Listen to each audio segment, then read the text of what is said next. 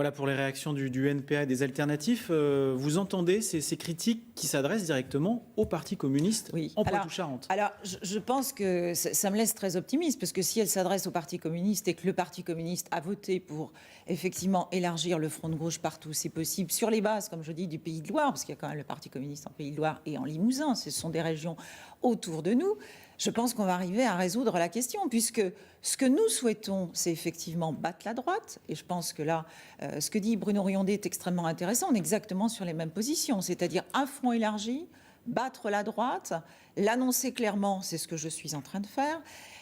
Dire au second tour, qu'est-ce qu'on va faire? Eh bien, au soir du premier tour, on se réunit toutes les composantes, c'est-à-dire toutes les composantes qui seront parties ensemble au premier tour, et nous prendrons ensemble la décision du second tour. Et là, je comprends aussi ce que dit Madame Rossignol par rapport au NPA. Ils ont une crainte par rapport au Parti communiste. Nous ne sommes pas dans une configuration Parti communiste telle qu'elle l'annonce. Ce qui a changé, c'est que nous avons construit déjà un projet d'alternative depuis les européennes sur le front de gauche. Ce qui semble bloquer un petit peu, c'est que certains communistes seraient prêts à appeler à voter Ségolène Royal pour le deuxième tour, avec la présence de gens du MoDem sur la liste de Madame Royal. Or, le NPA et les alternatifs n'en veulent pas de cette option. Alors, tout à fait, mais c'est un accord national auquel ont participé les alternatifs. L'accord national dit « nous ne partirons pas au second tour avec le MoDem ou des représentants du MoDem ». C'est d'ailleurs le texte que nous avions soumis.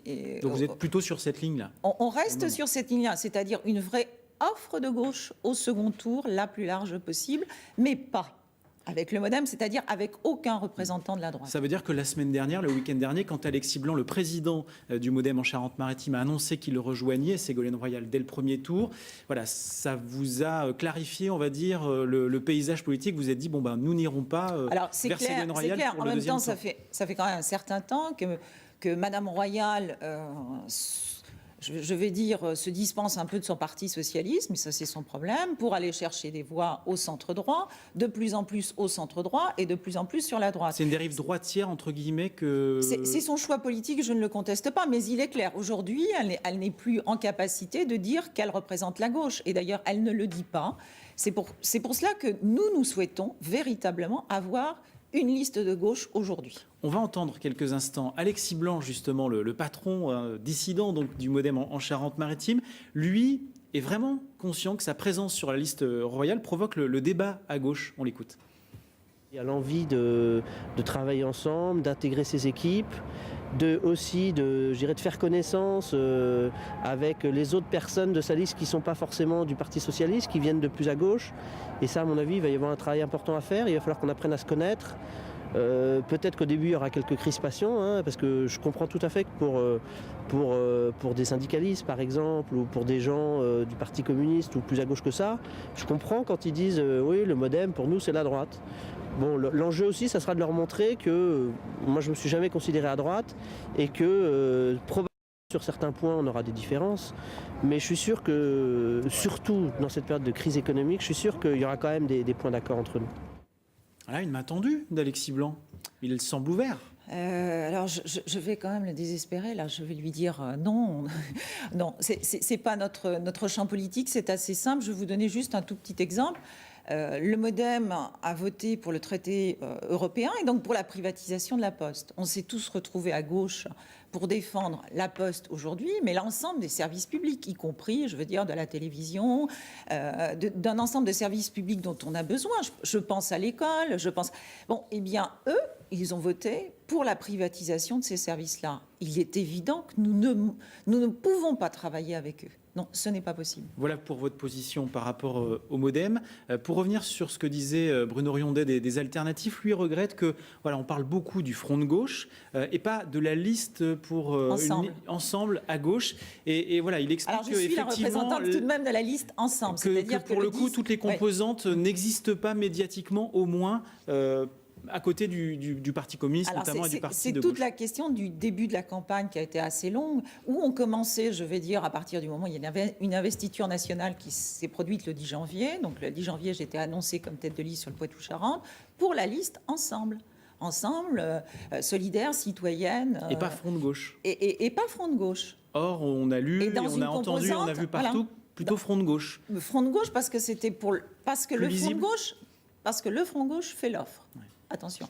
Mais je suis tout de même la tête de liste de la liste Ensemble. Et quand je dis Ensemble et que je fais une proposition pour continuer à être ensemble le plus largement possible, il faut que ce soit entendu. C'est-à-dire que maintenant, je dirais que la balle est dans le camp de ceux qui souhaitent effectivement, en Poitou-Charentes, modifier le champ politique.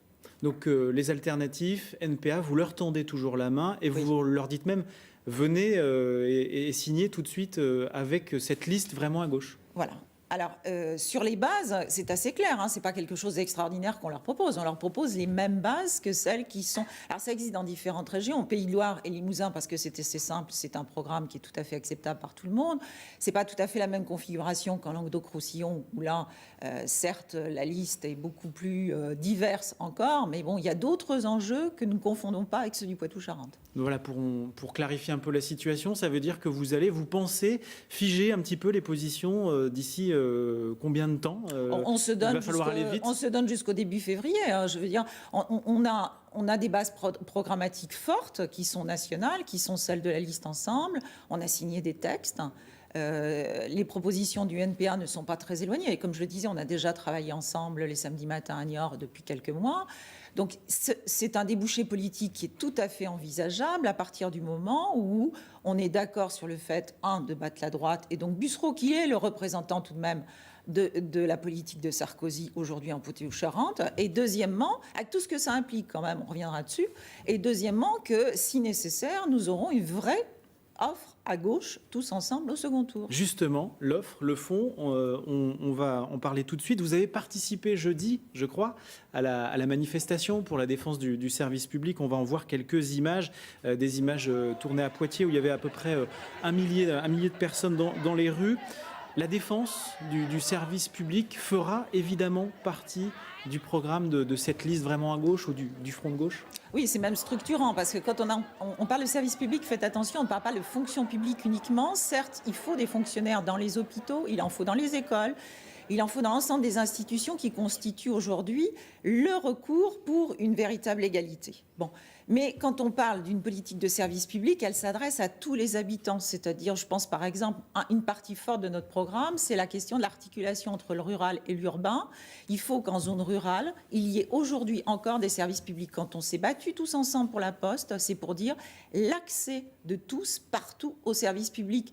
Donc, effectivement, à la Poste, mais aussi à des services de santé. Aujourd'hui, on voit bien que les services de santé, les hôpitaux sont atteints, mais aussi les tribunaux. Et donc, qui subit l'effet de telles politiques? Ce sont les personnes qui sont les plus en difficulté ou les plus âgées ou les moins mobiles. Et donc, de fait, notre travail à nous, c'est de redonner de l'espoir et donc de reconstruire là du tissu social qui est en train de disparaître. Ce sera le cœur du programme de votre liste Alors le cœur de notre programme, ça s'appellera la solidarité pour tous, une région solidaire. Solidaire, véritablement solidaire, c'est-à-dire entre générations, oui, c'est le cœur de notre programme, entre milieux urbain-rural, entre le littoral et les villes, voilà, notre cœur, si c'est votre question, notre cœur, en fait, c'est la question de la solidarité contre une politique qui met tous les individus en compétition.